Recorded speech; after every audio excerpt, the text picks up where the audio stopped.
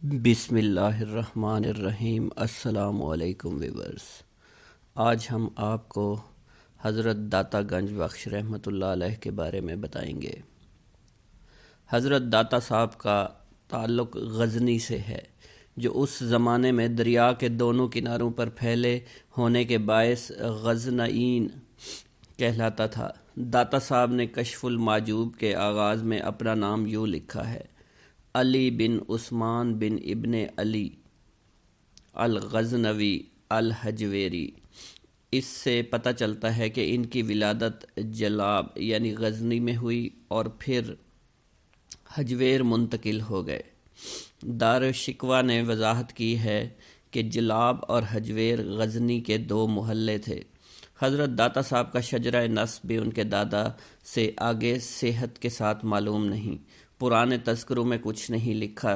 دارالشکوہ نے ذاتی تحقیقات سے ہماری معلومات میں اتنا اضافہ کیا ہے کہ ان کے ماموں جان کا لقب تاج الاولیاء تھا، اور یہ کہ سارا خاندان زہد اور تقوی کے لیے مشہور ہے۔ اس سے زیادہ کچھ نہیں بتایا گیا۔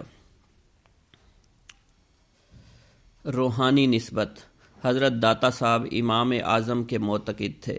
ان کے مرشد شیخ ابو الفضل محمد بن حسن، جن کے مرشد شیخ ابو الحسن حصری تھے، اور ان کے مرشد شیخ شبلی تھے، اور وہ ابو القاسم جنید بغدادی کے مرید تھے۔ یوں داتا صاحب کا حسب نسب بھی حضرت علی رضی اللہ تعالیٰ عنہ پر منتہی ہوتا ہے۔ تاہم کشف المحجوب میں انہوں نے پہلے چاروں خلفاء کی طریقت کا امام بتا دیا ہے۔ کشف المحجوب کے 7ویں باب کے آغاز میں حضرت ابو بکر صدیق کا ذکر کیا گیا ہے، اور سب سے تفصیلی ذکر بھی حضرت ابو بکر صدیق کے بارے میں کہا گیا ہے کہ وہ تمام مسلمانوں کے عموماً اور اہل طریقت کے خصوصاً امام ہیں۔ تعلیم و تربیت: حضرت داتا صاحب رحمۃ اللہ علیہ نے ابتدائی تعلیم کہاں کس سے حاصل کی، قدیم و جدید تذکرے اس سلسلے میں ہماری رہنمائی نہیں کرتے۔ البتہ ثانوی تعلیم و تربیت کے بارے میں کشف المحجوب سے کچھ نہ کچھ اندازہ لگایا جا سکتا ہے۔ دارالشکوہ ہمیں بتا چکا ہے کہ داتا صاحب کا سارا گھرانہ علم کی دولت سے مالا مال تھا۔ ظاہر ہے کہ ایسے علم پرور گھرانے کے کسی ذہین و فطین فرزند کو ابتدائی تعلیم و تربیت کے لیے اپنے گھر کی دہلیز سے باہر قدم رکھنے کی ضرورت پیش نہیں آئی ہوگی۔ کشف المحجوب اخیر عمر کی تصنیف ہے۔ اس میں کئی جگہ تصنیف و تالیف کے ضمن میں اوائل عمر کے جوش و خروش اور خام خیالی پر معذرت خواہ دکھائی دیتے ہیں۔ ماہر علوم: کشف المحجوب کے سرسری مطالعہ سے ظاہر ہوتا ہے کہ حضرت داتا صاحب قرآن، حدیث، تفسیر میں درجہ کمال رکھتے تھے۔ شعر و ادب میں ان کے کمال کا ثبوت ان کا دیوان ہے، جسے کسی بدبخت نے چرا لیا تھا۔ داتا صاحب نے 10واں پردہ کھولتے ہوئے مختلف علوم کی اصطلاحات پر بحث کی ہے۔ اس سے داتا صاحب کی ہمدانی کا اشارہ ملتا ہے۔ لکھتے ہیں: بعض اصطلاحات اہل لغت نے اپنے لیے مخصوص کر لی ہیں، جیسے فعل ماضی، فعل مستقبل، صحیح، معطل، عجوف، ناقص وغیرہ۔ اہل نحو کی اپنی مخصوص اصطلاحیں ہیں، جیسے رفع و صنم، نصب و فتح، خفف و کسر۔ جان لو کہ علوم بہت ہیں اور انسان کی عمر کم ہے، اس لیے تمام علوم و فنون کا سیکھنا لوگوں پر فرض نہیں۔ مثلا نجوم و طب، علم حساب اور علم بدیع کے سائے وغیرہ۔ تاہم ان میں سے ہر علم میں اتنا ادراک ہونا ضروری ہے کہ شریعت کے تقاضے کما حقہ پورے کیے جا سکے۔ یعنی علم نجوم کا اتنا سیکھنا ہی کافی ہے کہ رات کو وقت شناخت کیا جا سکے۔ طب کی اتنی ہی ضرورت ہے کہ نقصان سے بچا جا سکے۔ حساب اتنا ہی کافی ہے کہ وراثت کے مسائل کو سمجھ سکے اور مدت عدت کا حساب لگایا جا سکے۔ غرض کہ علم کا سیکھنا اس قدر فرض ہے کہ بندہ اپنے اعمال کو درست کر سکے۔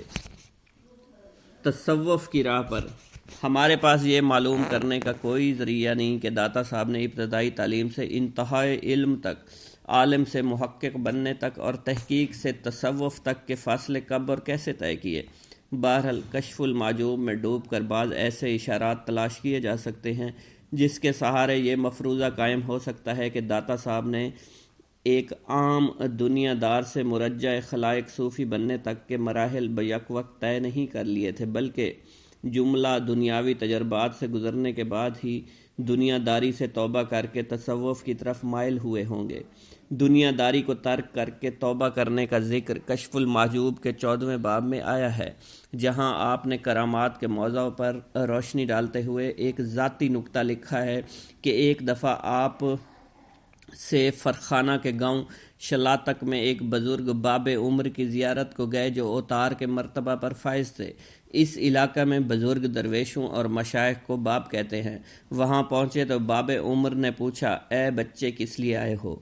داتا صاحب نے جواب دیا، حضور کو بچشم خود دیکھنے اور نظر کرم کی امید لے کر آیا ہوں۔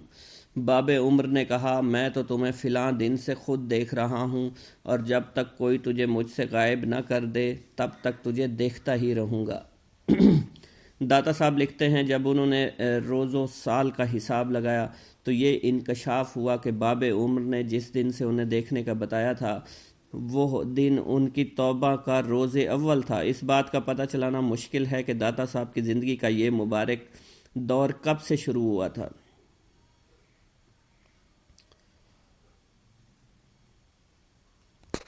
شادی۔ حضرت داتا صاحب نے شادی کی تھی، اس کے بارے میں کوئی واضح شہادت معلوم نہیں، تاہم آپ نے کشف المحجوب میں اپنی محبت کا ایک قصہ لکھا ہے جس سے یہ خیال قائم کرنے میں مدد ملتی ہے کہ آپ ساری عمر مجرد نہیں رہے۔ حق تعالیٰ نے مجھے 11 سال تک شادی کی آفت سے محفوظ رکھا، لیکن اس فتنے میں مبتلا ہونا مقدر میں لکھا تھا۔ میں نے اسے دیکھا بھی نہ تھا، مگر اس کی جو صفات مجھ سے بیان کی گئی تھی انہیں سن کر میرا ظاہر اور باطن اس کا اسیر ہو گیا اور میں 1 سال تک اس کے خیال میں مستغرق رہا۔ نزدیک تھا کہ میرا دین تباہ ہو جائے کہ حق تعالیٰ نے کمال لطف اور تمام فضل سے میرا دل بیچارہ پر رحمت کی اور اس سے خلاصی عطا فرمائی۔ اس سے ظاہر ہوتا ہے داتا صاحب نے شادی کی تھی، مگر نامعلوم وجوہ کی بنا پر زندگی سے آزاد ہو گئے تھے۔ مذکورہ واقعہ اس رہائی کے 11 سال بعد پیش آیا۔ چونکہ آپ اس وقت صوفیانہ زندگی اختیار کر چکے تھے، لہٰذا اس نادیدہ محبوب سے اپنے دین کی تباہی کا خطرہ محسوس کرتے تھے۔ یہاں دین طریقت کے معنی میں آیا ہے۔ السلام علیکم۔ حضرت شیخ عبد القادر جیلانی رحمۃ اللہ علیہ کے خاندانی حالات۔ آپ کے نانا سید عبداللہ سومئی رحمۃ اللہ علیہ جیلان کے مشہور مشائخ اور روسا میں سے تھے۔ بڑے زاہد، متقی، مجاب الدعوات، قائم اللیل، صائم النہار، صابر، شاکر، منکسر المزاج اور صاحب کرامت ولی تھے۔ ضعیف و نحیف اور بڑی عمر کے ہونے کے باوجود کثیر النوافل اور دائم الذکر تھے۔ عجم کے مشہور مشائخ سے بھی فیوض و برکات حاصل کیے ہوئے تھے۔ آپ کی کرامات مشہور اور زبان و زد خلائق عام تھی۔ چنانچہ شیخ ابو عبداللہ محمد مخزومی کا بیان ہے کہ ایک دفعہ ہمارے بعض احباب تجارت کا مال لے کر ایک قافلہ کے ساتھ سمرقند کی طرف گئے۔ جب وہاں ایک صحرا میں پہنچے تو بہت سے مسلح سواروں نے انہیں آ گھیرا۔ حیرانی استعجاب کے عالم میں انہوں نے بآواز بلند شیخ عبداللہ موسعی کو پکارا۔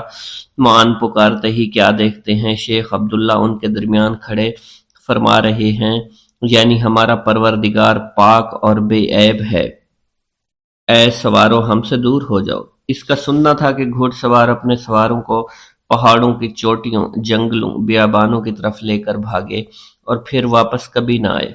وہ سب ان کی دست اور غارت گری سے بالکل محفوظ رہے اور مامون رہے۔ اس کے بعد انہوں نے شیخ صاحب کی جستجو کی، مگر کہیں نظر نہ آئے اور نہ ہی پتہ لگا کہ کدھر تشریف لے گئے۔ جب یہ لوگ جیلان واپس آئے تو انہوں نے لوگوں سے یہ ماجرا کہہ کر سنایا۔ لوگوں نے کہا، واللہ شیخ تو اس وقت جہاں موجود تھے۔ الغرض اس قسم کی ہزار ہا کرامتیں آپ کی مشہور ہیں۔ آپ کی پھوپھی کا نام سیدہ عائشہ کنیت ام محمد تھی، بڑی پارسا اور نیک بخت اور صالحہ تھی۔ ایک دفعہ جیلان میں بارش نہ ہونے کی وجہ سے سخت قحط سالی واقع ہو گئی۔ لوگوں نے ہر چند دعائیں مانگی، نماز استخسار پڑھی، مگر بارش بالکل بھی نہ ہوئی۔ آخر تنگ آ کر لوگوں نے آپ کی پھوپھی صاحبہ سے دعائے استسقاء کی درخواست کی۔ یہ سن کر آپ صحن میں گئیں اور زمین کو جھاڑو دیا، پھر بارگاہ ایزدی میں یوں عرض کرنے لگی: اے مولا، جھاڑو تو میں نے دے دیا ہے، چھڑکاؤ تو کر دے۔ یہ کہنا ہی تھا کہ آسمان سے موسلا دھار بارش برسنا شروع ہو گئی۔ آنن فانن میں اتنا پانی جمع ہو گیا کہ لوگ سیلاب باراں کو چیرتے بمشکل گھروں پہنچے۔ آپ کی وفات بھی جیلان میں ہوئی۔ آپ کے والد ماجد، مشہور ہے کہ حضرت شیخ عبد القادر جیلانی رحمۃ اللہ علیہ کے والد ماجد سید ابو صالح کو جنگ سے بہت انس تھا، اسی وجہ سے آپ کا لقب جنگی دوست ہو گیا۔ جنگی دوست فارسی لفظ ہے، اس کے معنی جنگ سے محبت یا انس رکھنے والا ہے۔ آپ نے زمانہ کے بلند مرتبہ، متقی، پرہیزگار اور موضوع حقیقت سے واقف کار لوگوں میں سے تھے۔ کہتے ہیں کہ ریاضات و مجاہدات کے دوران میں ایک دفعہ آپ کو تیسرا فاقہ تھا۔ آپ دریا کے کنارے بیٹھے تھے، دریا میں ایک سیب بہتا ہوا آپ کو دکھائی دیا، جسے آپ نے پکڑ کر تناول فرما لیا۔ بعد میں آپ کے دل میں یہ خطرہ گداز ہوا کہ معلوم نہیں یہ سیب کس کا ہے، میرے لیے اس کا کھا لینا کیوں کر حلال ہو سکتا ہے۔ یہ خیال پیدا ہوتے ہی آپ اپنی قصور معاف کروانے کے لیے مالک سیب کی جستجو میں دریا کے کنارے کنارے چلے۔ کئی روز متواتر سفر کرنے کے بعد آپ کو آب رواں کے قریب نہایت عظیم الشان عمارت ملی، جس میں ایک بہت وسیع باغ تھا۔ اس باغ میں سیب کا ایک بہت بڑا درخت بھی نظر آیا، جس کی شاخیں میوہ سے لدی ہوئی تھی، سطح آب پر پھیلی ہوئی تھی۔ ان شاخوں سے پختہ سیب ٹوٹ ٹوٹ کر پانی میں گر رہے تھے۔ آپ کو یقین ہو کیا جو سیب آپ نے تناول فرمایا تھا وہ اسی درخت کا ہے۔ چنانچہ آپ نے مالک باغ کے متعلق دریافت کیا۔ تحقیقات کے بعد معلوم ہوا کہ اس باغ و محل کے مالک حضرت سید عبداللہ سومئی رحمۃ اللہ علیہ ہیں۔ آپ ان کی خدمت میں حاضر ہوئے اور سارا ماجرا عرض کر کے معافی کی درخواست کی۔ حضرت عبداللہ تاڑ گئے کہ یہ شخص بندگان خدا میں سے ہے۔ فرمایا 12 برس ہماری خدمت میں رہو تب وہ معاف ہوگا۔ آپ نے بصر و چشم منظور فرما لیا۔ 12 سال کی مدت ختم ہوئی تو حضرت عبداللہ سومئی نے فرمایا کہ ایک خدمت اور ہے، اسے بھی انجام دے دو، تب سے معاف کروں گا۔ وہ یہ کہ میری ایک لڑکی ہے جس میں 4 عیب ہیں: آنکھوں سے ادھی ہے، کانوں سے بہری ہے، ہاتھوں سے لولی ہے اور پاؤں سے لنگڑی ہے۔ اس عاجزہ کا نکاح قبول کرو، بعد نکاح 2 سال ہماری خدمت میں اور رہو، تاکہ اس نکاح کا نتیجہ ایک فرزند کی صورت میں اپنی آنکھوں سے دیکھ سکوں۔ اس کے بعد جہاں جی چاہے جب جی چاہے چلے جانا۔ آپ نے اسے بھی قبول فرما لیا۔ جب نکاح کے بعد صاحبزادی کا سامنا ہوا، کیا دیکھتے ہیں اس کے تمام اعضاء صحیح و سالم ہیں۔ اس کے حسن و جمال کے آگے 14ویں رات کا چاند شرماتا ہوگا۔ اس حلیے کو عجیب پا کر تمام شب اس سے کنارہ کشی اختیار کی۔ دوسرے دن صبح کو حضرت عبداللہ سومی رحمۃ اللہ علیہ نے فراست سے سارا حال دریافت فرما کر ابو صالح سے کہا: میں نے اپنی لڑکی کی جو صفات تم سے بیان کی تھی وہ سب من و عن صحیح ہیں۔ نااہرم کے لیے اس کی آنکھیں اندھی ہیں، غیر حق بات کہنے کے لیے اس کے کان بہرے ہیں، مس سے نامحرم کے لیے اس کے ہاتھ لولے ہیں، اور تمہارے حکم کے خلاف قدم اٹھانے کے لیے اس کے پاؤں لگڑے ہیں۔ اس توجیہ کا سن کر ابو صالح کے قلب میں اپنی بیوی کی بڑی قدر و منزلت ہوئی اور دونوں ہنسی خوشی رہنے لگے۔ حضرت ابو صالح ابتدا سے لے کر اوسط عمر تک بالکل لاولد رہے۔ آخری عمر میں آ کر اولاد پیدا ہوئی۔ آپ کی والدہ ماجدہ کنیت ام الخیر، لقب ام الجبار اور نام فاطمہ تھا، سید عبداللہ سومئی کی دختر تھی۔ 60 سال کی عمر میں حضرت شیخ عبد القادر جیلانی رحمۃ اللہ علیہ کے آپ کے بطن سے تولد ہوئے۔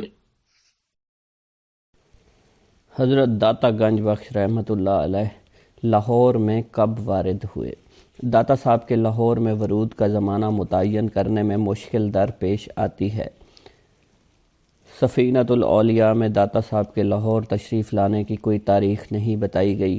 اورنگزیب عالمگیر کے عہد کے ایک مورخ سبحان رائے بٹالوی نے غالباً پہلی بار داتا صاحب کے وارد لاہور کا زمانہ ہمیں بتایا ہے۔ وہ صوبہ دارالسلطنت لاہور کے ذیل میں لکھتا ہے: لاہور میں سرتاج اولیاء اعظام حضرت میر علی حجویری کی خوابگاہ ہے، جو ولی ہونے کے علاوہ علم و فضل میں بھی کامل تھے۔ وہ محمود غزنوی کے ہمراہ غزنی سے لاہور آئے، یہیں فوت ہوئے۔ سلطان کا عقیدہ تھا کہ لاہور کی فتح انہی کی توجہ سے ہوئی۔ حضرت داتا صاحب کی ولادت کے زمانہ پر روشنی ڈال چکے، جو چوتھی صدی کے آخری یا 5ویں صدی ہجری کے ابتدائی ایام تھے۔ کشف المحجوب کا ایک نسخہ لاہور سے 1923 میں مولانا احمد علی استاد اسلامیہ کالج خطیب شاہی مسجد کی تصحیح کے بعد شائع ہوا تھا۔ اس کے خاتمے پر کاتب صاحب نے داتا صاحب کے سوانح حیات کا اضافہ کرتے ہوئے لکھا ہے: پہلے آپ نے خراسان وغیرہ کا سفر کیا، پھر پیر کے حکم سے ہندوستان آئے۔ اس زمانہ میں وہ رونقیں ہوا کرتی تھی، ایک تو یہ کہ سلطان مسعود بن محمود غازی کے ساتھ آئے، اور دوسرے یہ کہ لاہور میں درود سلطان مسعود کے آخری سال 431 میں ہوا۔ تعجب ہے کہ سید ہاشمی فرید آبادی مرحوم ایسے محقق نے کاتب صاحب کی وضاحت بیان کی ہے، پہلی روایت کو قرینِ قیاس سمجھ کر قبول کر لیا۔ تاہم داتا صاحب کے سلطان کی فوج میں آنے کی بات دل کو لگتی ہے۔ مسعود نے 1037 عیسوی میں ہانسی پر حملہ کیا تھا۔ بہت ممکن ہے اس لشکر کے ساتھ ہمارے ممدوح ملتان اور پھر پہلی مرتبہ لاہور میں آئے۔ مولانا ہاشمی نے ایک بے سند روایت کو کیوں قبول کیا؟ اس کی انہوں نے کوئی وجہ نہیں بتائی، لیکن اس کے حق میں دلائل تلاش کرنے میں بڑی محنت درکار ہے۔ اپنے مرشد کے سوانحی خاکے میں داتا صاحب اطلاع دیتے ہیں کہ اپنے شیخ حضرت ابوالفضل محمد کی رحلت کے وقت ان کے سرہانے موجود تھے۔ انہوں نے اپنا سر داتا صاحب کی گود میں رکھا ہوا تھا۔ شیخ کی وفات بیت الجن میں ہوئی، جو داتا صاحب کے بقول بانیان اور دمشق کے درمیان واقع ہے۔ حضرت اخت علی کا سال وفات 460 ہجری ہے۔ مولوی محمد شفیع مرحوم کی رائے میں یہی ہے کہ داتا صاحب 460 ہجری کے بعد لاہور آئے ہوں گے۔ انہوں نے لکھا ہے: اگر داتا صاحب کے محمود لشکر کے ساتھ آنے کی مختلق خلاصت التواریخ کی روایت درست ہے، تو پھر یہ ماننا پڑے گا کہ داتا صاحب ایک سے زیادہ مرتبہ یہاں تشریف لائے ہوں گے۔ غالباً یہی بات مولانا ہاشم مرحوم کے ذہن میں تھی کہ سلطان مسعود کے ساتھ لاہور آنے کے بارے میں ایک کاتب کی رائے کو تسلیم کرتے ہوئے لکھتے ہیں۔ ان کے الفاظ ہیں: داتا صاحب غالباً سلطان مسعود اول کی ہانسی پر لشکر کشی میں ملتان اور پھر پہلی مرتبہ لاہور تشریف لائے، مگر مستقل سکونت بہت عرصہ بعد اختیار کرنے کی نوبت آئی ہوگی، کیونکہ سالہ سال تک وسط ایشیا کے مختلف ممالک میں سیاحت میں لگے رہے تھے۔ کسی ٹھوس شہادت جواز اشارہ کی عدم موجودگی میں داتا صاحب کے 2 مرتبہ لاہور آنے کی روایت قابل قبول نہیں۔ ترجیح اسی رائے کو حاصل ہے داتا صاحب 460 ہجری کو لاہور تشریف لائے ہوں گے۔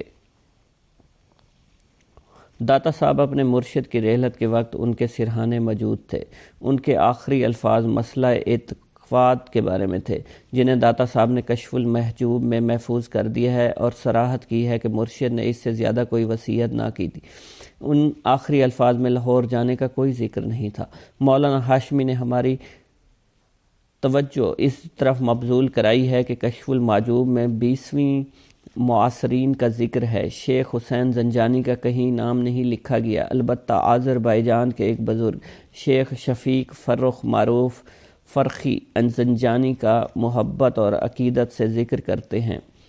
نغمات الانس میں ان کی وفات 1065 عیسوی بتائی گئی ہے۔ شیخ حسین زنجانی 6 صدی کے اوائل یعنی داتا صاحب سے کوئی 150 برس بعد کے بزرگ ہیں۔ داتا صاحب کے پیش رو غالباً خلاصۃ التواریخ کے ابتداء میں بعض سوانح نگاروں نے لکھا ہے کہ داتا صاحب پہلے مبلغ تھے جو سرزمین لاہور میں وارد ہوئے۔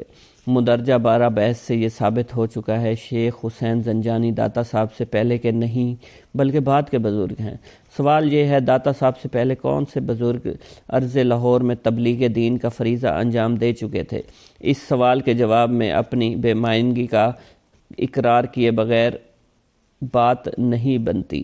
ہماری محدود اطلاعات کے مطابق لاہور میں اولین عالم کی موجودگی ثابت ہوتی ہے، وہ ابو الفتح اشعری لاہوری ہیں جنہوں نے سمرقند میں علم حاصل کیا اور لاہور میں وفات پائی۔ آپ کا تذکرہ ثانی نے کتاب الاسباب میں کیا ہے۔ مولانا ریاست علی ندوی نے ایک اور بزرگ کی اطلاع دی تھی، شیخ ابو منصور بن علی غزنوی کی، جو اہل ممتاز علم میں سے تھے۔ سلطان محمود غزنوی نے ہندوستان میں ان کو بھیجا تھا، لاہور میں انہیں قیام کرایا تھا، انہیں دیوان الانشاء کا فرض اعلیٰ بھی مقرر کیا تھا۔ کفرستان ہند میں پاکستان قائم کرنے کی مساعی کا آغاز خلافت راشدہ کے فسانہ میں ہوا تھا۔ ابو العاص سقفی کے فرزند حضرت عثمان کو رسول اللہ صلی اللہ علیہ وسلم نے طائف کا حاکم مقرر فرمایا تھا۔ انہوں نے خلافت فاروقی کی ابتداء میں 15 ہجری یا اس کے بعد بحرین کی امارت ولایت پر فائز ہو کر ایک بھائی حضرت حکم بن ابی العاص کو ممبئی بھڑوچ پر لشکر کشی کے لیے بھیجا اور دوسرے بھائی حضرت مغیرہ بن ابی العاص رضی اللہ تعالیٰ عنہ کو دیبل کراچی کی مہم پر بھیجا۔ جب یہ مہم جو فتح یاب واپس آئے تو حضرت عمر رضی اللہ تعالیٰ عنہ کی اطلاع ملی تو خفا ہوئے۔ حضرت عثمان بن ابی العاص کو لکھا، اے ثقفی، تو نے گویا کیڑے کو لکڑی پر سوار کر کے سمندر کے حوالے کر دیا ہے۔ خدا کی قسم اگر مسلمانوں پر کوئی آفت آئی تو میں تمہارے قبیلے سے اس کا بدلہ لوں گا۔ یوں یہ سلسلہ جہاں تک رک گیا۔ اس کے 2 سال بعد 17 ہجری میں حضرت عمر فاروق نے سلطان فارس سے فیصلہ کن ٹکر کے لیے امیر بصرہ حضرت ابو موسیٰ اشعری کو ہدایت جاری کر کے حضرت سہیل بن عدی کی جنرل کمان میں 7 فوجیں ترتیب دی، ان کے امیر مقرر کیے جنہوں نے بیک وقت مختلف علاقوں پر چڑھائی کی۔ ان کی کمان حکم بن عمرو شیبی کے سپرد تھی۔ انہوں نے 21 یا 23 ہجری میں کارروائی شروع کی۔ سندھیوں نے مکرانیوں کی بھرپور مدد کی مگر شکست کھائی میدان سے بھاگ گئے۔ مکران کو فتح کرنے کی خوشخبری ملی۔ مال غنیمت کے خمس کے ساتھ حضرت صحابہ عبدی رضی اللہ تعالیٰ عنہ کے ہاتھ حضرت عمر فاروق کو بھجوائی گئی۔ اس محاذ کی مشکلات سننے کے بعد فاروق اعظم نے مکران سے آگے بڑھنے کی ممانعت فرما دی۔ حضرت معاویہ کے دور حکومت میں 44 ہجری میں محلب بن ابی صغرہ نے موجودہ صوبہ سرحد پر چڑھائی کی اور پیش قدمی کرتے ہوئے لاہور تک پہنچ گئے۔ پہلی صدی ہجری کے آخری چند سالوں میں محمد بن قاسم کے زیر قیادت اسلامی فتوحات اتنی مشہور ہیں کہ ان پر روشنی ڈالنے کی ضرورت نہیں۔ محمد بن قاسم نے 95 ہجری میں ملتان کو فتح کر لیا۔ سندھ کی نئی اسلامی مملکت میں توسیع کا سلسلہ یہیں رک گیا۔ یوں سرحد اور پنجاب اسلامی انقلابات سے ناآشنا رہے۔ سلطان محمود غزنوی نے 11ویں صدی عیسوی کے اوائل میں پنجاب اور سرحد کو اسلامی ممالک میں شامل کر لیا۔ داتا صاحب سے پہلے یا ان کی زندگی کے ابتدائی دنوں میں پنجاب اور سرحد کئی سیاسی اکائیوں میں منقسم تھے۔ شمالی مغربی سرحدی صوبے میں سب سے بڑی ریاست یہیں پر تھی جہاں پر جے پال حکمران تھا۔ اس ریاست کی سرحد جہلم یا چناب پر ختم ہو جایا کرتی تھی۔ کوہستان نمک میں ایک اور چھوٹی سی ریاست تھی جس کا صدر مقام چکوال کے نزدیک نندوز تھا۔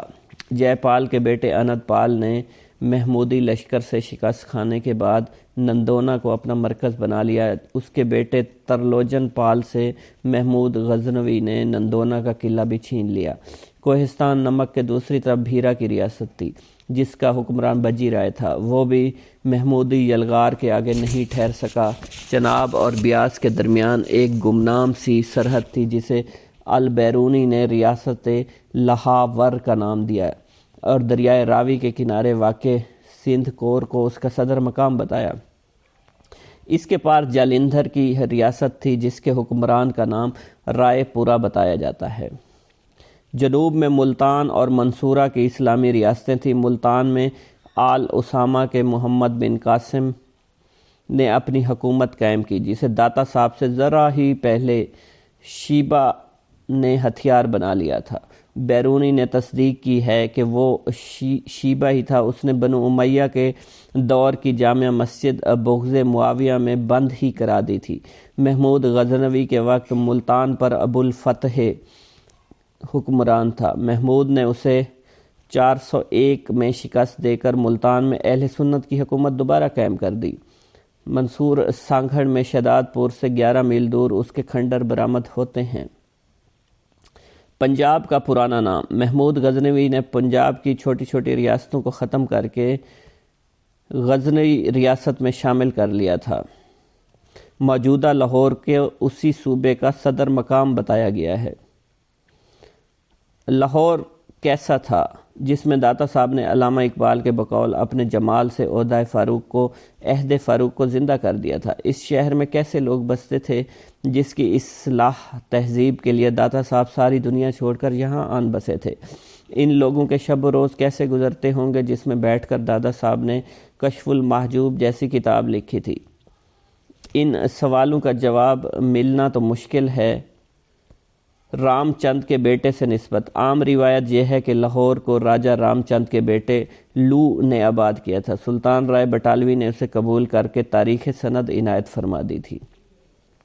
اسی طرح لاہور کو ویدک زمانے کا شہر قرار دینے کی بھی کوشش کی گئی ہے۔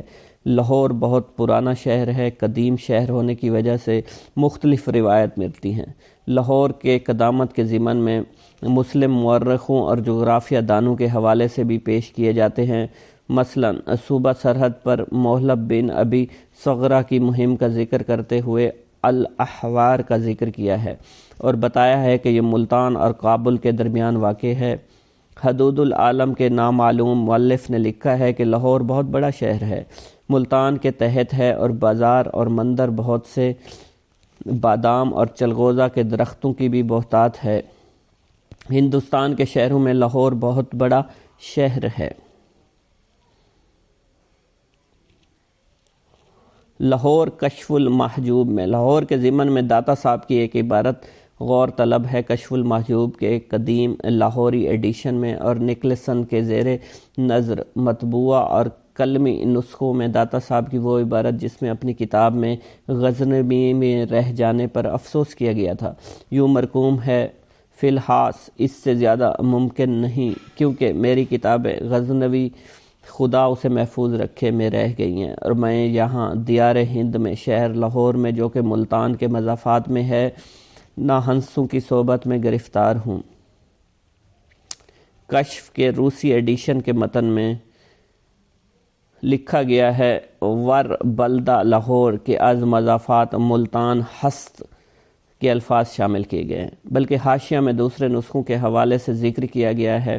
مولوی شفیع مرحوم کے نسخے میں جسے شیخ بہاؤالدین زکریا نے نقل کیا ہے یہ 3 الفاظ میں موجود ہیں۔ ہمارے لیے یہ اندازہ لگانا مشکل نہیں کہ یہ حاشیہ شیخ بہاؤالدین زکریا نے لکھا ہے یا بعد میں اضافہ کیا گیا ہے۔ مولانا علم الدین سالک مرحوم اسے سرے سے لاہور ہی نہیں مانتے اور کہتے ہیں کہ یہ لفظ ینہور ہے اور ینہور نامی ایک قصبہ مضافات ملتان میں بے شک موجود تھا۔ اس بحث سے قطع نظر اس بات پر رہنے کی ضرورت ہے کہ واقعی داتا صاحب کے زمانے میں لاہور اتنا ہی گمنام تھا کہ اس کا پتہ بتانے کے لیے ملتان کا حوالہ دینا ضروری خیال کیا گیا تھا۔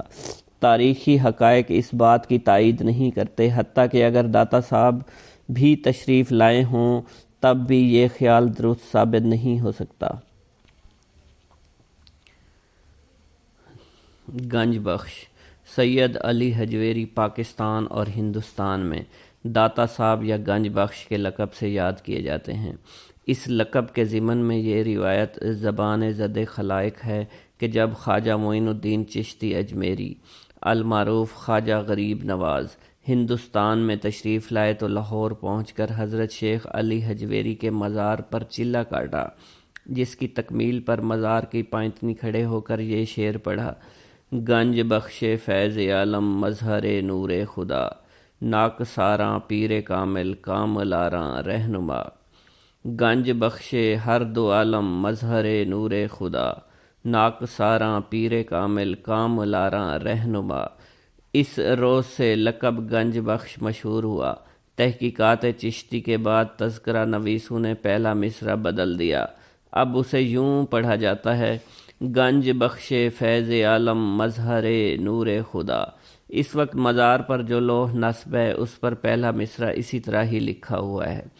مولانا ہاشمی لکھتے ہیں: ادبی اعتبار سے یہ شعر اتنا ادنا بلکہ نادر درست نظر آتا ہے کہ ہم خواجہ بزرگ سے اسے منسوب کرنا ادب کے خلاف خیال کرتے ہیں۔ داتا صاحب سے منسوب ایک رسالہ کشف الاسرار میں داتا صاحب کو اس لقب پر تعسف کا اظہار کرتے دکھایا گیا ہے: اے علی خلقت تجھے گنج بخش کہتی ہے، حالانکہ تیرے پاس ایک دانہ تک نہیں۔ تو اس بات پر فخر نہ کر کیونکہ یہ غرور ہے۔ گنج بخش اور رنج بخش صرف اللہ تعالیٰ کی ذات ہے، جو مثل ہے، جس کی مانند کوئی دوسرا نہیں، جو شبہ سے پاک ہے اور نمونے سے آزاد ہے۔ جب تک تو زندہ ہے شرک کے قریب نہ جا اور اللہ تعالیٰ کو واحد لا شریک خیال کر۔ اگر یہ رسالہ واقعی داتا صاحب کا لکھا ہوا ہے تو آپ اس لقب کو شرک سمجھتے تھے۔ اس شہادت سے قطع نظر قرائن سے یہی پتہ چلتا ہے کہ آپ اپنی زندگی میں ہی اس لقب سے پکارے جانے لگے تھے۔ حضرت داتا صاحب کے زمانہ میں اسلامی دنیا کے مشرقی حصہ میں اسلام کے فروغ کا سہرا محمود کے سر باندھا جاتا ہے اور کہا جاتا ہے شمالی ہند میں اسلام کی اشاعت اور اسلامی ثقافت کی بنیاد محمود غزنوی کی مرہون منت ہے۔ ایم ناظم نے اس کے حق میں مفصل بحث کی ہے۔ ان کارناموں کی بنا پر اسے ہندوستان میں اسلام کا پہلا ہیرو قرار دیا گیا ہے۔ محمود غزنوی نے اشاعت اسلام کے لیے بہت کچھ کیا۔ پہلے یہ دیکھنا چاہیے محمود نے غزنی اور لاہور میں جس ثقافت کو فروغ دیا کیا وہ واقعی اسلامی ثقافت تھی؟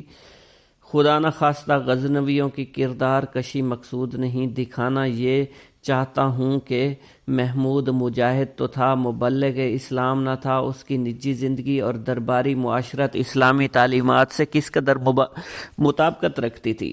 دربار کی مجالس نشاط و شراب تھی جسے سلطان اور درباری بے دریغ شراب کو پیا کرتے تھے۔ محمود کے دور میں ساقیوں کا ایاز تھا۔ بے کہی نے مسلمان کے دربار میں ایک جشن کا چشمدیدہ حال قلم بند کیا ہے۔ امیر مسعود لباس تبدیل کر کے آیا، مرصع ایوان میں دسترخوان رونق افزا ہوا، امراء اور معززین بھی دسترخوان پر بیٹھے، ایوان کے باہر بھی دسترخوان بچھا دیے جس پر فوجی افسر بیٹھ گئے۔ ساز چھڑے تو شراب پانی کی طرح بہنے لگی، جو لوگ مدہوش ہو گئے دسترخوان سے اٹھ گئے۔ امیر مسعود بھی مسرت سے سرشار اٹھے، گھوڑے پر سوار ہو کر باغ میں پہنچے، جہاں پھر پہلے جیسی شاندار مجلس آراستہ ہوئی۔ ندیموں کے آنے پر پھر شراب کا دور چلا، نماز مغرب تک سبھی شراب پینے لگے۔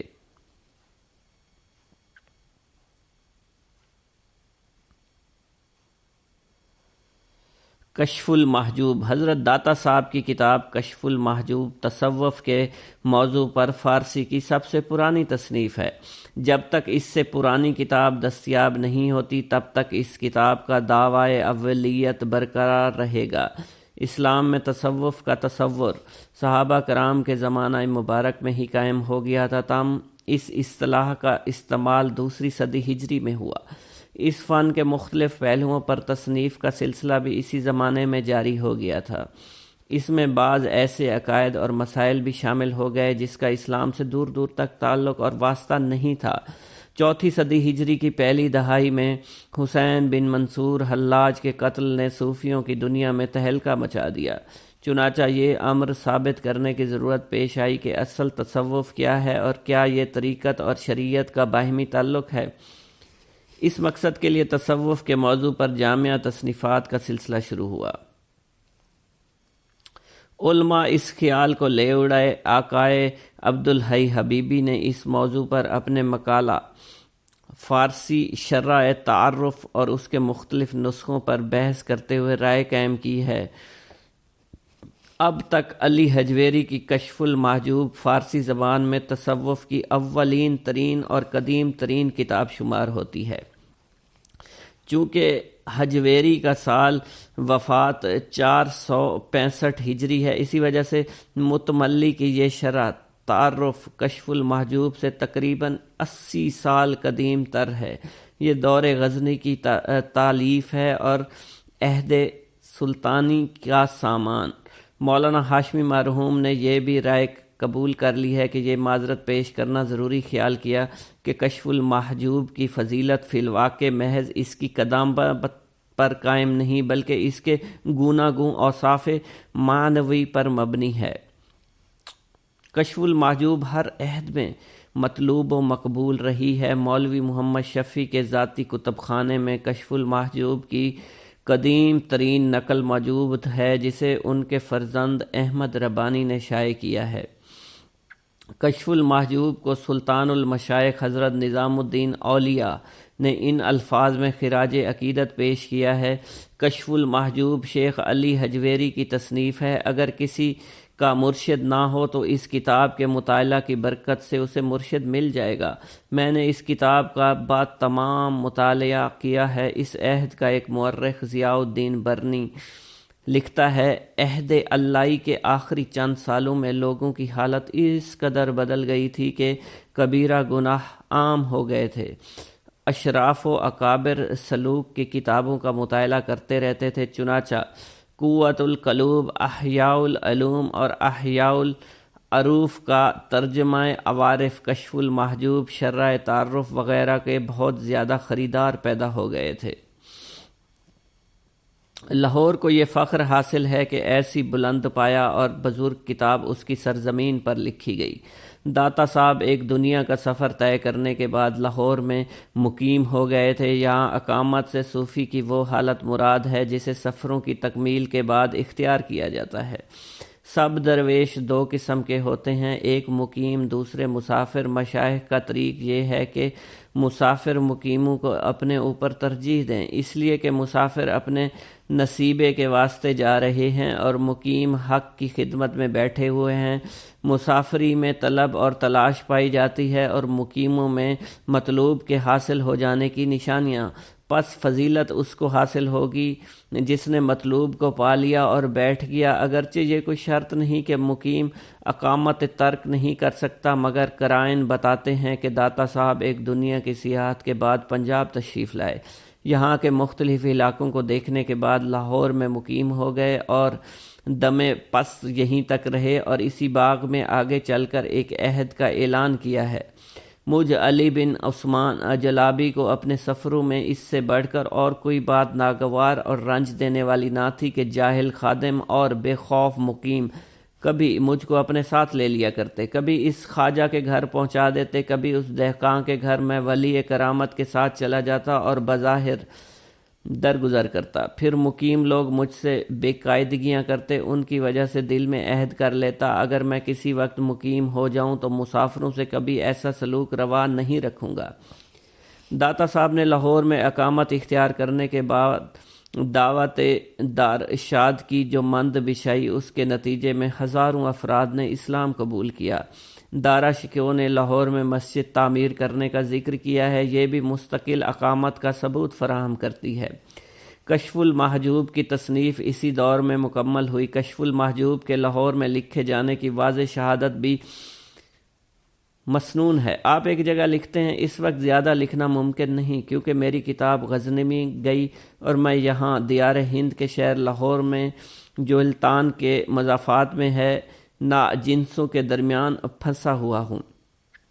نکلسن نے کشف المحجوب کے انگریزی ترجمہ کے پیش نظر ان سطور کی طرف اشارہ کرتے ہوئے لکھا: کشف المحجوب کا تعلق مصنف کی عمر کے آخری برسوں سے ہے، کم از کم اس کے ایک جزو کا تعلق تو لاہور میں قیام کے دنوں سے ہے۔ نکلسن کے جملے کی ساخت بتاتی ہے اس نے جز کا ذکر از راہ اختیار کیا ہے، لیکن اس کی یہ احتیاط بعض علماء کے لیے شرائط بن گئی۔ مثلا مولوی محمد شفیع مرحوم نے کشف المحجوب کے مقدمہ اور اپنی نشستری تقاریر میں یہ بات کئی بار دہرائی ہے کہ کتاب کا ایک حصہ لاہور میں لکھا گیا تھا۔ اس تکرار سے یہ تاثر ملتا ہے کہ گویا باقی حصہ لاہور میں نہیں لکھا گیا۔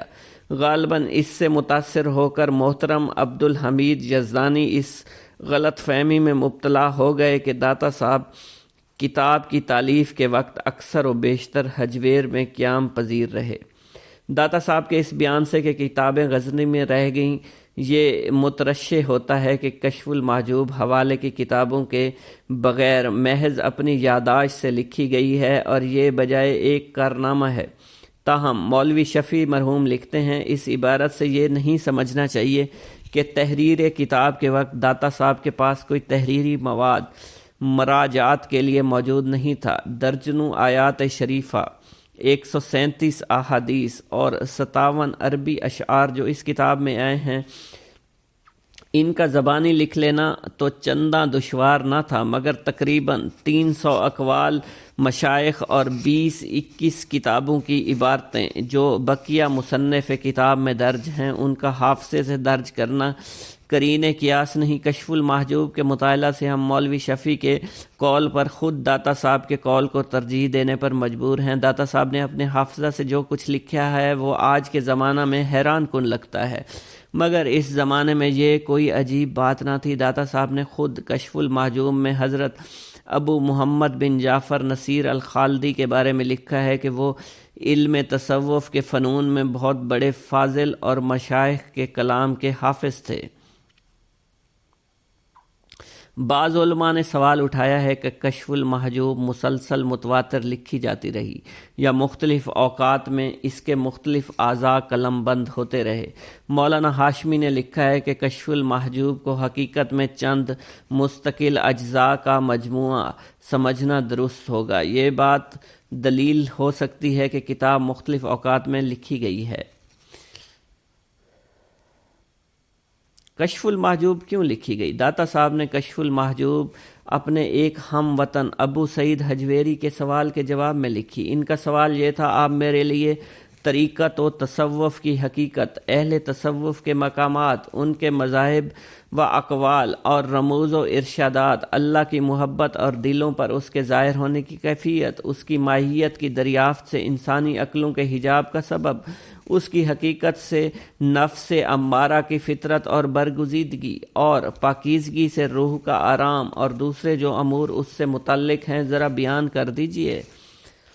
کشف المحجوب کا نام، داتا صاحب اپنی کتاب کا نام کشف المحجوب تجویز کرنے کا سبب یہ بتایا ہے کہ اصحاب بصیرت کتاب کے نام سے ہی اس کے مضامین و مطالب سے آگاہ ہو جائیں۔ یہ امر بھی واضح ہے، اولیاء اللہ اور عزیزان درگاہ الہی کے سوا عالم تحقیق کی رمز سے بالکل پردے میں ہے۔ چونکہ یہ کتاب راہ حق بیان کرنے اور امر حق کی شرح کرنے اور بشریت کے پردے کھولنے کے لیے لکھی گئی ہے، اس لیے کشف المحجوب کے سوا کوئی دوسرا نام مناسب نہیں ہے۔ حال ہی میں ایرانیوں نے اس نام کا ایک قدیم مخطوطہ ڈھونڈ نکالا ہے۔ یہ ابو یعقوب اسحاق بن احمد سگزی کی تالیف کشف المحجوب ہے، جو اسلامیہ عقائد پر، اسماعیلیہ عقائد پر لکھی گئی ہے۔ ابو یعقوب 4 صدی ہجری میں مادر النہر کے اسماعیلی دائیوں میں سے ایک تھا، اور بقول آقائے نفیسی اسے اسماعیلی ہونے کے جرم میں بخارا میں قتل کر دیا گیا۔ یہ کتاب تہران میں چھپ گئی ہے۔ یہ بات بالکل ظاہر ہے داتا صاحب کو اس کتاب کا قطعاً علم نہیں تھا، ورنہ وہ اپنی تصنیف کو یہ نام کبھی نہ دیتے۔ ان کی دلیل یہ ہے کہ داتا صاحب کے نزدیک یہ فرقہ زندیق اور ملحد ہے۔ مثلاً فرماتے ہیں: ملحدین روح کو قدیم کہتے، اس کی پرستش کرتے اور روح کو ایک جسم سے دوسرے جسم کی طرف پلٹ جاننے والا خیال کرتے ہیں۔ شیعوں، کرامتیوں اور باطنی لوگوں کا بھی اجماع اسی پر ہے۔ پھر لکھتے ہیں ملحدین کا گروہ شریعت اور حقیقت کا ایک دوسرے کے بغیر قائم رہنا روا رکھتا ہے اور کہتا ہے جب حقیقت کا حال ظاہر ہوگا تو شریعت اٹھ گئی۔ یہ کلام بے عین ہی مشبہین، کرامتہ، شیعہ اور وسوسہ ڈالنے والوں کا ہے۔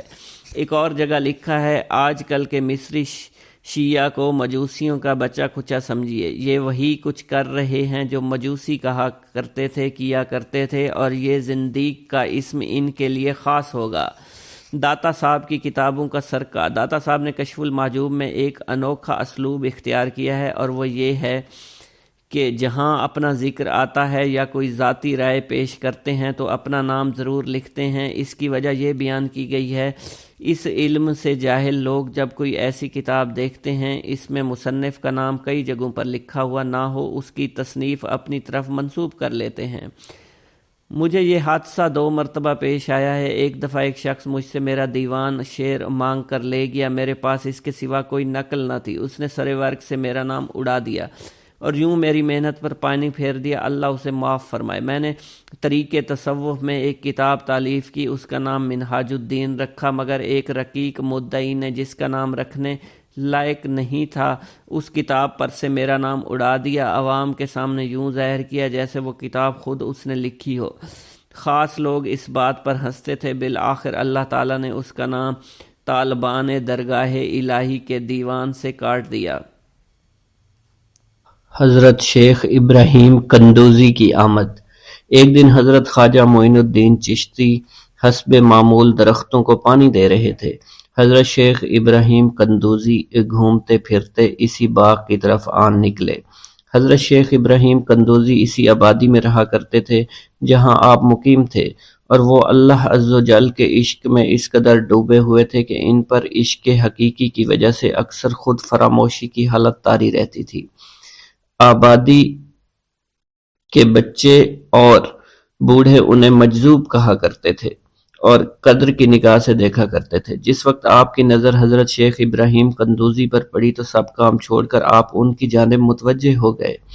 آگے بڑھ کر خوش آمدید کہا اور دست مبارک کو بوسہ دیا، پھر نہایت عزت اور احترام کے ساتھ ایک سایہ دار درخت کے نیچے بٹھایا۔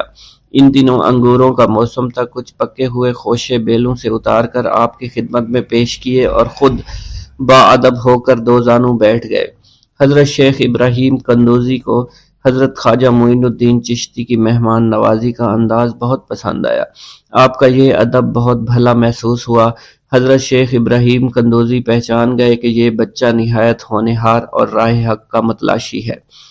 حضرت شیخ ابراہیم قندوزی نے اپنی جیب سے ایک کھلی کا ٹکڑا نکالا، دندان مبارک سے چبا کر خواجہ معین الدین چشتی کے دہنے مبارک میں ڈال دیا۔ وہ کھلی کا ٹکڑا شباب معرفت کا جام تھا جسے پیتے ہی آپ پر خودی کی کیفیت طاری ہو گئی اور نگاہوں سے تمام حجابات دور ہو گئے، آنکھوں میں نور ہی نور چھا گیا، تعینات کے حجابات سامنے سے اٹھ گئے، جوش حیرت قلب پر طاری ہو گیا، آنکھیں کھلی کی کھلی رہ گئیں۔ یہ نہیں کہا جا سکتا حضرت خواجہ معین الدین چشتی اس حالت فراموشی میں کب تک آئینہ حیرت بنے رہے۔ جب آپ کو ہوش آیا تو ساقی جام معرفت محفل سے اٹھ چکا تھا، دل قابو سے باہر ہو گیا، طبیعت پر جبر کر کے دامن صبر قرار تھام کر کے بیٹھ گئے۔ عشق میں صبر چونکہ انتہائی دشوار ہوتا ہے، لہٰذا حضرت خواجہ معین الدین چشتی کو بھی قرار نہ رہا، اور جو جلوہ آپ کو حضرت شیخ ابراہیم قندوزی دکھا چکے تھے، اس جلوہ کو دیکھنے کے بعد آپ خود پر ایک دیوانگی کی ایک کیفیت طاری ہو چکی تھی، اور دنیا اور دولت، دنیا سب حقیر اور بے وقعت دکھائی دینے لگی۔ آپ کے قلب میں عشق خداوندی جوش مارنے لگا اور قلب تمام دنیاوی آلائشوں سے پاک ہو گیا اور دنیا سے بے پرواہ ہو چکا تھا۔ جیسے جیسے وقت گزرتا گیا، حضرت خواجہ معین الدین چشتی کی دیوانگی اور وارفتگی بڑھتی چلی گئی۔ آپ نے حضرت شیخ ابراہیم قندوزی کے ہاتھوں جام معرفت پینے کے 3 دن ہی اپنی تمام املاک فروخت کر کے اس رقم کو راہ خدا میں خرچ کر دیا اور خود معمولی ساز راہ لیا اور اپنے وطن اور اپنے عزیز و اقارب اور رفقا کی محبت کو خیر باد کہہ کر چل دیے۔ محبوب حقیقی کے سچے عاشقوں کا یہ دستور رہا ہے کہ وہ قرب یار پانے کے لیے سب سے پہلے علوم ظاہری کا زینہ طے کیا کرتے ہیں، پھر عمل کی دشوار گزار منزلوں کو طے کر کے علوم باطنی سیکھتے ہیں، تب کہیں جا کر انہیں جلوہ محبوب دکھائی دیتا ہے۔ خواجہ معین الدین چشتی نے بھی اپنے مطلوب تک رسائی کے لیے یہی راستہ اختیار کیا۔ اس زمانہ میں ترکستان کی سرحد پر واقع سمرقند اور بخارا کے عظیم الشان دارالعلوم عالمگیر شہرت رکھتے تھے۔ مشرق و مغرب کے ہزاروں طلبہ ہر سال علم کی دولت سے مالا مال ہونے کے لیے ان دارالعلوم کا رخ کیا کرتے تھے۔ حضرت خواجہ معین الدین چشتی نے تحصیل علوم و فنون کے لیے سمرقند بخارا کا انتخاب کیا۔ بخارا پہنچ کر آپ علم حاصل کرنے میں مشغول ہو چکے تھے۔ اگرچہ حضرت خواجہ معین الدین چشتی کی صغیر سنی کی تعلیم کے متعلق کسی سوانح نگار نے قلم کو جنبش نہیں دی کہ والدین نے آپ کو گھر میں ابتدائی تعلیم دی تھی، مگر سادات خراسان کے مقتدر خاندانوں سے تعلق اور عارف و کامل صاحب فضل و کمال باپ کی گود میں پرورش پانے والے حضرت خواجہ معین الدین چشتی بھلا کیوں کر ان پڑھ رہ سکتے تھے۔ حالات و واقعات کے سیاق و سباق میں غور کرنے سے معلوم ہوتا ہے کہ آپ نے اگرچہ زیادہ تعلیم تو نہیں، کم از کم قرآن مجید کی تعلیم اور علوم مروجہ کی ابتدائی کتابیں ضرور پڑھی ہوں گی، اور یہ بات بھی بعد از قیاس نہیں کہ قرآن مجید کے کچھ سپارے بھی حفظ کیے ہوں۔ بہرحال بخارا پہنچنے سے پہلے آپ نوشت خواندند سے واقف ضرور تھے۔ حضرت خواجہ معین الدین چشتی بخارا کے تمام علماء فضلاء کے حلقہ درس میں شریک ہوئے۔ تذکروں اور سوانح عمری کے مطالعہ سے یہ پتہ نہیں چلتا ہے کہ آپ نے کن کن اساتذہ کے سامنے زانوئے تلمند طے کیا، مگر آپ کے اساتذہ میں حضرت مولانا حسام الدین بخاری خصوصیت کے ساتھ قابل ذکر ہیں، جنہوں نے آپ کو دستار فضیلت عطا فرمائی۔ حضرت مولانا حسام الدین بخاری کی درسگاہ سے آپ نے علوم ظاہری کی تکمیل فرمائی۔ 23 سے 24 برس کی عمر میں علوم ظاہری کی تکمیل کے بعد صفائی قلب اور تزکیہ نفس کا ضروری سامان حضرت خواجہ معین الدین چشتی کو باہم پہنچ گیا تھا، مگر قلب جس تسکین کا متلاشی تھا وہ نصیب نہ ہوئی، اور جس محبوب کو جی بھر کر دیکھنے کی آرزویں دل میں چوٹکیاں لے رہی تھی، اس تک ابھی رسائی نہیں ہوئی تھی۔ عشق اور مشک چھپائے نہیں چھپتا، عشق کی آگ حضرت خواجہ معین الدین چشتی کے تن اور من کو جلا رہی تھی۔ تعلیم کی ہوا نے اس آگ کے شعلوں کو اور بھی تیز کر دیا، محبت کا ذوق بڑھ رہا تھا، عشق کے جذبات بھڑک رہے تھے۔ بالآخر جب بے قراری جنون کی حد کو پہنچی، آپ جانب عراق روانہ ہوئے۔ قصبہ سبحان پہنچ کر حضرت شیخ نجم الدین کبرا سے ملاقات ہوئی، اور 15 دن آپ نے حضرت شیخ نجم الدین کبرا کے ہاں قیام فرمایا۔ سنجان سے روانہ ہو کر حضرت خواجہ معین الدین چشتی بغداد شریف روانہ ہو گئے۔ ان دنوں حضور سیدنا غوث اعظم قصبہ جبل میں تشریف فرما تھے۔ یہ قصبہ کوہ جودی کے دامن میں آباد تھا، جہاں طوفان نوح کے وقت حضرت نوح کی کشتی آ کر رکی تھی۔ آپ حضور سیدنا غوث اعظم کی صحبت اور زیارت سے مشرف ہوئے۔ اس وقت آپ کی ابتدائی حالت تھی۔ حضور سیدنا غوث اعظم نے آپ کے حق میں دعائے خیر فرمائی۔ اس وقت آپ کی ابتدائی حالت تھی۔ حضور سیدنا غوث اعظم نے آپ کے حق میں دعا فرمائی۔ انہوں نے بشارت دی کہ آپ مقتدائے روزگار ہوں گے، خلق اللہ آپ سے فیض یاب ہو گئی۔ آپ نے حضور سیدنا غوث اعظم کے پاس کچھ عرصہ قیام کیا اور واپس تشریف لے گئے۔ بسم اللہ الرحمن الرحیم۔ حضور سیدنا غوث العظم حضرت سیدنا عبد القادر جیلانی رحمۃ اللہ علیہ فرماتے ہیں کہ احوال کے مشاہدہ اور کشف کے وقت اولیاء اللہ پر افعال خداوندی میں سے ایسی ایسی چیزوں کا ظہور ہوتا ہے جو عقلوں کو سلب کر لیتی ہے اور عادات و رسوم کو بکھیر دیتی ہے۔ حضور سیدنا غوث اعظم فرماتے ہیں کہ افعال خداوندی 2 اقسام میں منقسم ہیں، نمبر 1 جلال، نمبر 2 جمال۔ اللہ رب العزت اولیاء اللہ کے قلوب پر اپنی دونوں صفات کے ساتھ تجلی فرماتا ہے۔ جلال اس کا قہر ہے اور جمال اس کی رحمت ہے۔ مشاہدہ اور کشف کے بعد اولیاء اللہ دور سے دیکھتے اور سنتے ہیں۔ انبیاء کرام کی ارواح کی زیارت نصیب ہوتی ہے، ملائکہ اور انبیاء سے کلام کی سعادت حاصل ہوتی ہے، اور یہ سب امور عقل اور عادات و رسوم کے خلاف ہیں۔ جس وقت اللہ کی تجلی قلوب پر ظاہر ہوتی ہے تو اس وقت قلوب میں سرور طاری ہو جاتا ہے۔ اللہ عز و جل ان کے ساتھ بہترین کلام فرماتا ہے، ان کو مختلف انواع و منازل کی بشارت دیتا ہے، اور انہیں وہ منازل نصیب ہوتی ہیں کیونکہ ابتدا سے ہی قلم نے ان چیزوں کو ان کے حق میں لکھ دیا ہے۔ اولیاء اللہ کے لیے عظمت اور جلال خوف کر دینے والا ڈر ہے، اور قلب پر ایسا غلبہ لاتا ہے جس کا اثر بدن کے اعضاء پر بھی ظاہر ہوتا ہے۔ حضور نبی کریم صلی اللہ علیہ وسلم سے مروی ہے، خوف شدید کے باعث نماز کے دوران میں آپ کے سینہ مبارک سے ہانڈی کے ابلنے جیسی آواز سنی جاتی تھی، کیونکہ نماز میں آپ کو اللہ عز و جل کا جلال نظر آتا تھا اور آپ پر عظمت الہیہ کا انکشاف ہوتا تھا۔ اللہ عز و جل کے مشاہدہ کے وقت اولیاء اللہ کو جو بشارتیں ہوتی ہیں وہ حقیقت میں ان پر فضل طاری ہوتا ہے اور فضل خداوندی کا ظہور ہو رہا ہوتا ہے۔ جب تک سالک اپنی ہستی میں فانی نہیں ہوتا، ذات حق کے ساتھ باقی نہیں ہو سکتا۔ اللہ رب العزت دولت وصال حاصل ہونے سے پہلے عاشقوں کو قرب وصال کی خوشخبری اس لیے دیتے ہیں کہ شاید شوق الہی کے سبب ان کی محبت حد سے گزرے، ان کی قوتیں منقطع ہو جائیں اور وہ ہلاک ہو جائیں۔ یقین کے 3 مرتبے ہیں: علم الیقین، عین الیقین، حق الیقین۔ علم الیقین کے مرتبہ پر فائز ہونے پر سالک کو اس راز کا علم ہو جاتا ہے کہ محبوب حقیقی عالم کی صورت میں جلوہ نما ہے، اور حضور نبی کریم صلی اللہ علیہ وآلہ وسلم اس شاہد لم یزلی کے لیے مرت نامہ ہے۔ پھر جب سالک ترقی کی منازل طے کرتا ہے تو وہ عین الیقین کے مرتبہ پر فائز ہو جاتا ہے، جس سے مراد یہ ہے کہ محبوب حقیقی حضور نبی کریم کی زیارت سے مشرف ہونے لگتا ہے، اور اس کا یقین وحدت الوجود پر پختہ ہو جاتا ہے، اور پھر اسے بیداری میں بھی حضور نبی کریم کی حضوری کی سعادت نصیب ہوتی ہے۔ پھر سالک عین الیقین کی منازل طے کر کے حق الیقین کی منازل پر فائز ہوتا ہے، اور اس کے قلب پر حقیقت محمد صلی اللہ علیہ وسلم کا ظہور ہوتا ہے۔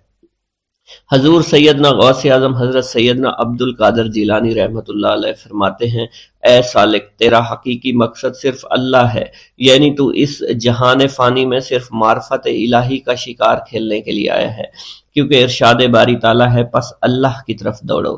سالک کے لیے اس کا مقصود نہ آخرت ہے نہ دنیا، بلکہ اس کا مقصود صرف اور صرف اللہ عز و جل ہے اور نفس ہے، یعنی سالک اور اللہ کے درمیان حجاب نفس ہے۔ نفس سے مراد نفسانی خواہش ہیں، اور جب انسان اللہ عز و جل اور حضور نبی کریم کی اطاعت چھوڑ کر دنیاوی لذات شہوات میں مشغول ہو جاتا ہے تو اللہ عز و جل اس سے دور ہو جاتے ہیں۔ انسان 2 چیزوں کا مجموعہ ہے، بدن اور روح۔ اگر نفس کو غذا دی جائے تو بدن موٹا ہو جاتا ہے اور روح لاغر ہو جاتی ہے، اگر روح کو غذا دی جائے اور نفس کے ساتھ مجاہدہ کیا جائے تو اس سے روح موٹی تازی ہو جاتی ہے اور جسم لاغر ہو جاتا ہے۔ ارشاد باری تعالیٰ ہے، میں نے جن و انس کو اپنی عبادت کے لیے پیدا کیا ہے تاکہ وہ مجھے پہچانے۔ نفس اللہ کی ضد ہے اور اس کا دشمن ہے، یعنی وہ شخص جو اپنی نفسانی خواہش کی پیروی کرتا ہے وہ اللہ کے حکم کی عدولی کر رہا ہوتا ہے۔ ایک مرتبہ دریائے دجلہ میں سیلاب آ گیا۔ دریا کی طغیانی کی شدت کی وجہ سے لوگ پریشان حالت میں حضور سیدنا غوث اعظم شیخ سید عبد القادر جیلانی رحمۃ اللہ علیہ کی خدمت میں حاضر ہوئے۔ آپ نے اپنا عصائے مبارک پکڑا ہوا تھا اور دریائے دجلہ کے کنارے پہنچ کر عصائے مبارک کو زمین میں گاڑ دیا اور فرمایا، اے دریا بس رک جا۔ آپ کا فرمانا تھا کہ دریا کی طغیانی کم ہو گئی۔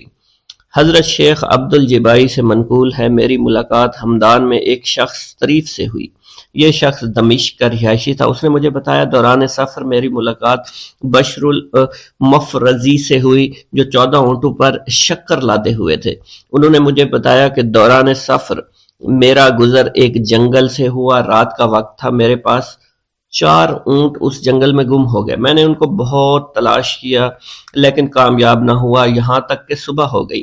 میں نے پریشانی کے عالم میں حضور سیدنا غوث العظم حضرت سیدنا عبد القادر جیلانی کو پکارا، کیونکہ آپ نے دوران واز ایک مرتبہ فرمایا تھا کہ جب بھی کوئی مشکل درپیش ہو تو مجھے پکارو۔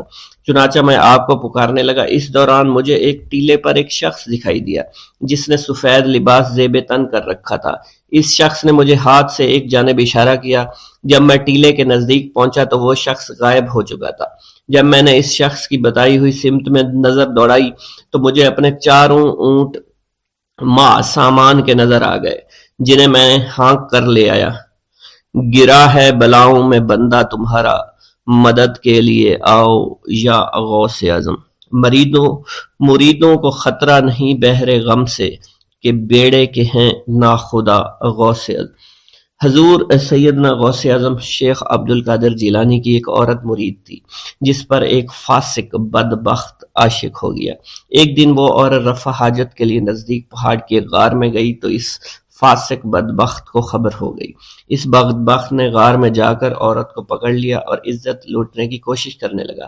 اس عورت نے بآواز بلند شیخ عبد القادر جیلانی کو مدد کے لیے پکارا۔ آپ اس وقت مدرسہ میں وضو فرما رہے تھے۔ آپ نے اپنی کھڑاؤں کو اس غار کی سمت میں پھینکا۔ وہ کھڑائیں اس فاسق کے سر پر لگنا شروع ہو گئی جس سے وہ بدبخت ہلاک ہو گیا۔ وہ عورت آپ کی کھڑائیں لے کر آپ کی خدمت میں حاضر ہوئی اور حاضرین محفل کے سامنے سارا ماجرا بیان کر دیا۔